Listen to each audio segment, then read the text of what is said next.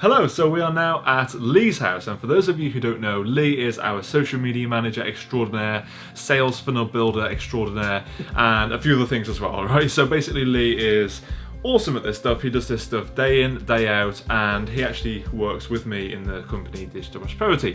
And I wanted to kind of ask him a few questions just about how his life is when it comes to his routine, what time does he wake up, and what he thinks about working from home, having kind of like a internet business in a way, because he is always working online. He's the same as me, really. He's location independent. He can work wherever he wants, and all this good stuff. So, Leigh, great to have you on the show.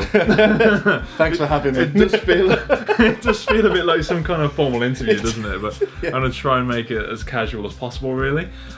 So tell me a little bit about where you were before, like with your day job that you had, and how you felt and stuff. So I was in a sort of a unique position in that I actually did enjoy my last job to an extent. It wasn't all complete doom and gloom. I actually fit home cinemas for people, so I used to go in and calibrate, I used to go and do the installations and stuff, and I'm quite a technical person, so that side of the job I loved. What I didn't love was everything else. So waking up really early was a bit of a pain, being told off for things that aren't in my control, a bit of a pain, sort of having to rely on other people and having to sort of talk to my boss and him not understanding what I've got to do, and then sort of try and go through all the red tape of that, and like the hierarchy of management. Always answering to somebody else. So he's literally like, I knew what I needed to do in my job, and that part of it I loved. But then trying to explain why I was an hour late on a job, trying to explain what, a cable couldn't be chased in a wall for a specific reason, as someone who doesn't even know what that means. And then I've got to answer to the person above that person to say why a job went over, and it was stressful, and truthfully the money wasn't great either. So as much as it was passion, the rest of it sort of wasn't great. So cool.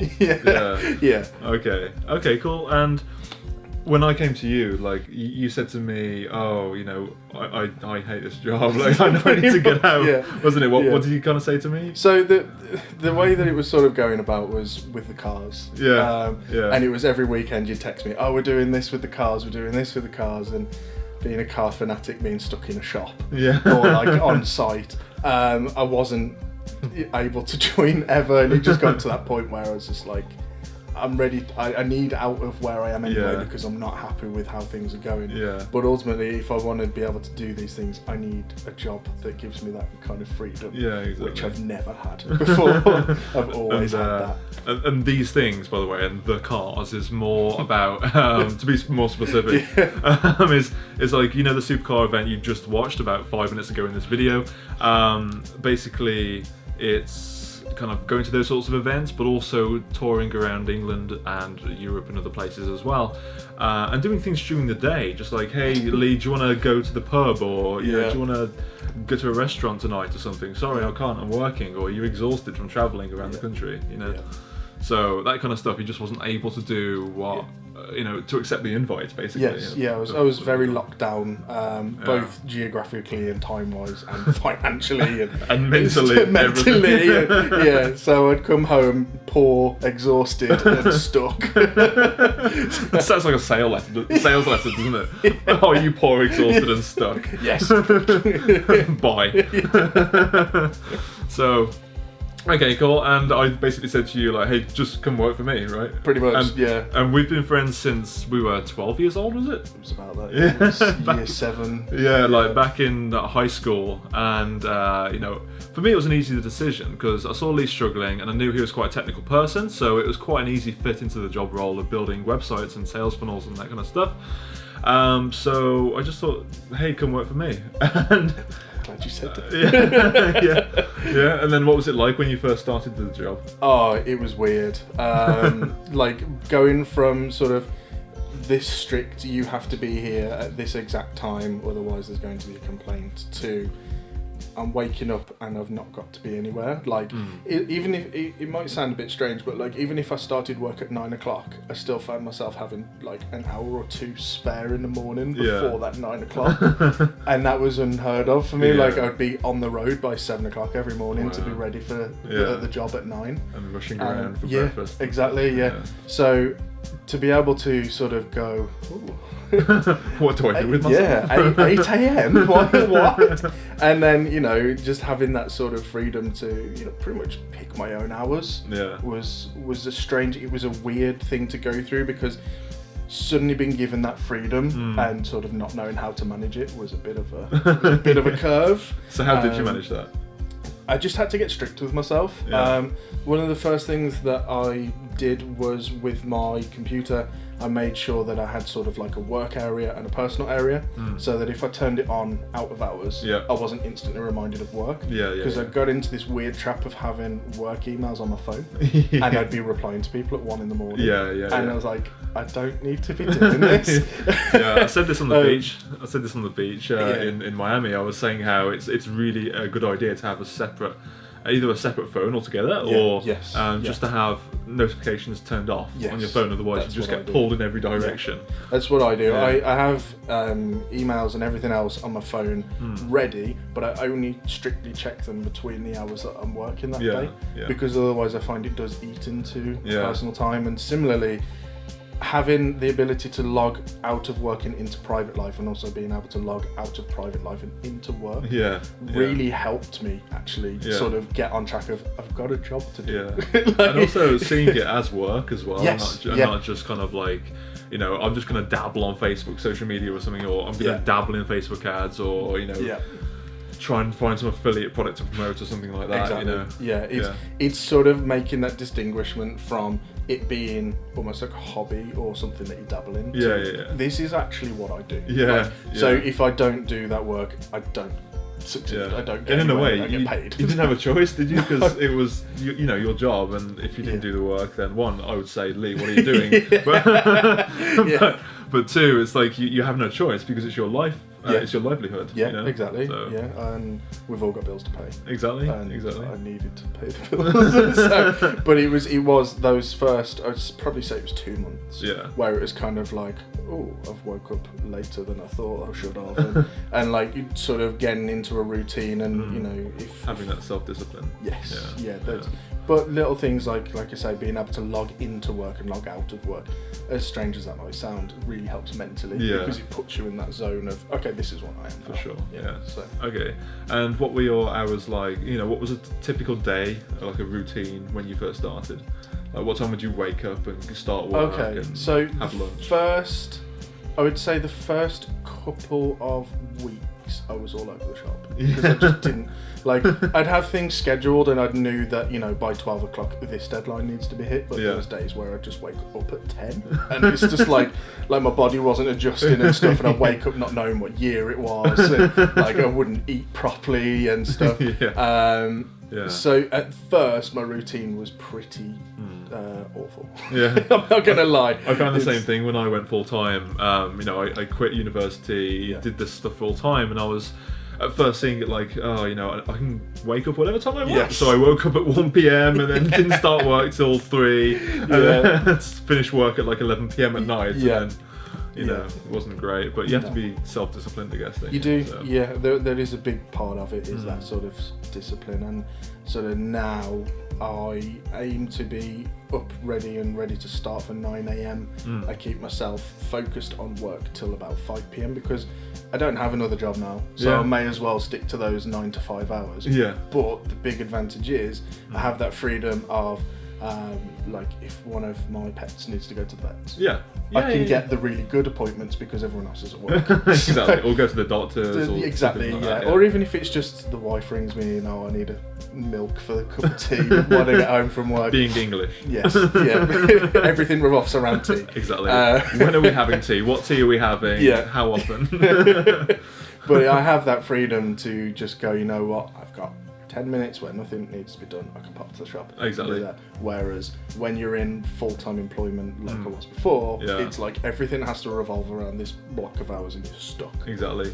Like if you want to do chores and you have a full-time job, you know, usually you get back at like 7 p.m. and you're exhausted, and then you've got to, you know, find time to do stuff. But also, if you want to go to the bank, for example, they close at 5. Yeah. So, you know, if you're working till 7, it's like you've got to wait till the weekend. Exactly. Then you have a time slot of like, what is it? What time do they close on weekends? Oh, it's like 2 p.m. 2 p.m. So you've got on like a Saturday morning. 9 or 10 till 2, where everybody in the country is in that bank at that time, and you're like, oh. Yeah, it sucks. So we can do that kind of stuff. Yeah. That's good.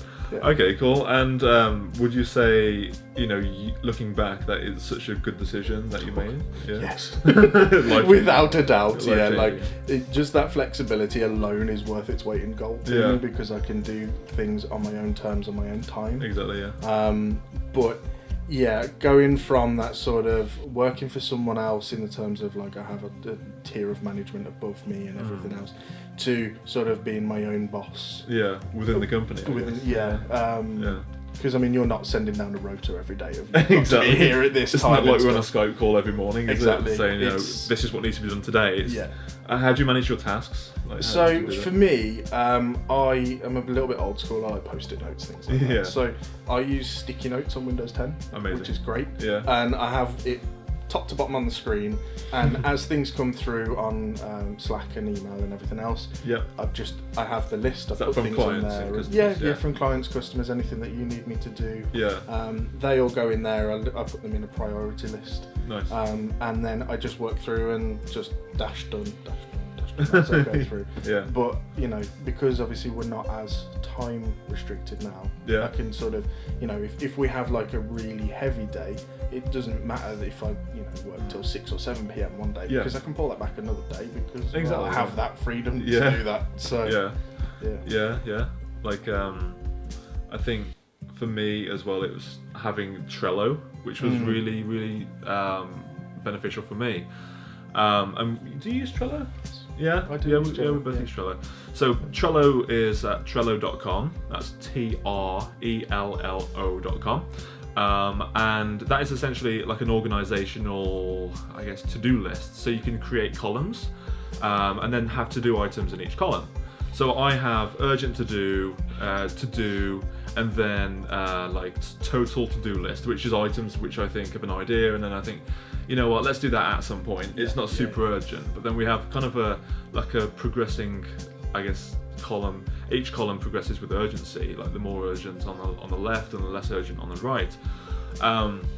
And I find that works really well, especially when you've got lots of different clients asking you things, or you've got projects you need to do. For example, in your case, watching this video, you may go through one of my courses or coaching program or something like that, and then think, oh, okay, so I need to do this, and this.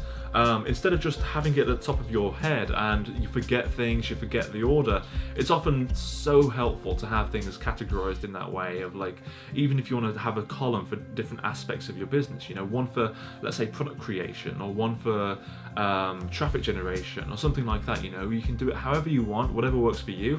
I mean, Leigh uses post-it notes. It's not a super technical solution with like, you know, like, you know, those graphics you see where it's like they're thinking and all the mathematical, or like NCIS or something like that, where you know, you're pinning things and like with the string around the pins. And, it's not like that. It's so. I mean, the more simple it is, the better. Really, the simplest solution is the best. So that's what we often find works well. But I mean, that's kind of like a bit of about the organisational side of things and a bit about the positive things. What would you say are the negatives from working from home?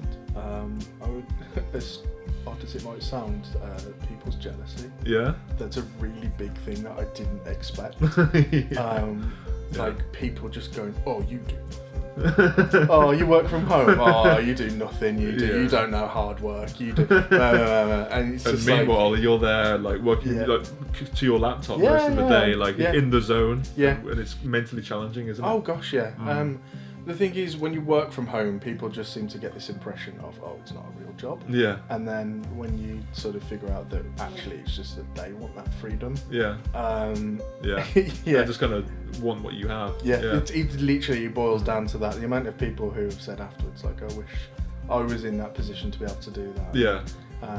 There's been times where I've popped into town and I've gone into my old work because they let me use their car park, which is nice. That's awesome. So I've got that advantage still. Yeah. And sometimes I'll pop in and say hello, and they're like, "Oh, you done already?" And it's like, you finished work already. So yeah, I've done my tasks for the morning, and I've got things to do in town, but they're all there like. You're there with your cane, like, yes, I have plenty of time. But they're there, you know, in uniform on the shop floor from like 9 a.m. till 5, some days till 7 p.m. Sometimes not having a break. Exactly. All day, 8 hours straight. Oh, I can't even count the amount of times I didn't have break with my last job. Yeah. And now you have YouTube videos playing on the side when you're working. I do. Yeah, I have just behind the camera. I've got my TV. That's running YouTube all day. I like to watch things about cars while I'm working, or like other tech things. And it's nice. I have my own environment to work in, so it's nice and comfortable. And I have the pets, so my dog likes to come and sit with me while I'm working. Oh, that's nice. And I don't know any other job where you can do that. No, so, it's really cool. Yeah. Do you ever find yourself getting a bit lonely though, just sort of working from home? If you know your wife is out at work, you have the house to yourself all day. Sometimes, I won't lie. There are some times where it's kind of like, oh, I wonder what this person's doing, and then you realise they're at work. And you're like, so you can't even just drop them a message and say, hi, how you doing? But that was pretty early on. I think once I got into the routine of, well, I'm at work as well. That's the way that my mind works, is I'm at work too. You get over that. It is sort of, it would be nice to see the wife more. But she has her job, and luckily she's happy, which is good. But there is a couple of times, but the pets help with that. Yeah, that's good. That's good.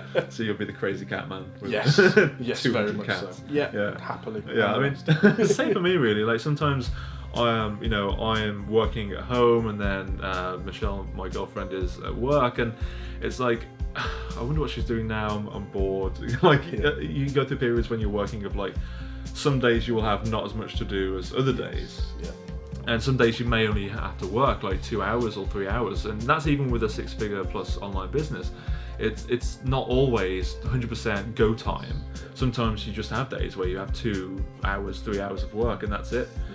Because you're waiting on things, like you're waiting on clients to provide things so you can move forward, or you're waiting on graphic designers, or for example with the launching of the book, there's been days this week I've been waiting on the proofreader to send me back things, the graphic designers to send me back things, and there's nothing really I can do until those things are back with me.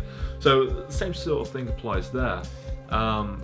But I just feel like sometimes it's a little bit lonely at home, but there are ways to combat that. One of the ways is to join meetup.com groups. So there are so many digital nomad entrepreneurs, other types of business owners who are in the same position, people who work from home, or they are in a shared workspace, which is another way of overcoming that as well, WeWork and places like that. You can just hire a desk for the day and just meet other entrepreneurs and talk with them. That's quite cool. But there are specialist groups for entrepreneurs in even in certain areas like the tech space, or I don't know, like health and fitness, like for fitness professionals and so on. And you can join those as well, which is another good way, because they're all experiencing the same thing. Working from home to begin with, it can be quite like, oh, everyone else is doing things, and I don't have an office environment. I literally have my desk and a laptop, and that's it. So I don't see anybody during the day, which is why I make a point of going to the park quite often, usually once a day or so. Just after lunch, just stroll around the park for 30 minutes, see people. Of course, you're talking with people all day long, clients, customers, and so on, whether it's over email or messaging services like Slack or Skype or whatever, or even on the phone, but it's still not the same to have that face-to-face interaction. You still need that, I think, as a social human being. So yeah, that's what I'd recommend if you're going through the same thing watching this video. You think, I empathise with that, I feel the same way, then have a look at those meetup groups, meetup.com, just search for entrepreneurs, business owners, or whatever, and there are usually quite a lot of those groups in your local area, and also shared workspace companies as well, which is often good to do as well. So a few tips for you, very informational, I guess. Yes. This is a reputable show, so I like to keep it. Only the best. Anyway, it's been great to have you on the show. Oh, thank you, James. So- It's been a pleasure. Okay, and hopefully you learned something from this. We're going to go and have some food now because it's coming close to 9 p.m. and we haven't eaten yet, hence the shirts. So we're going to be going out and have some food, and I'll catch up with you in the morning. All right, bye.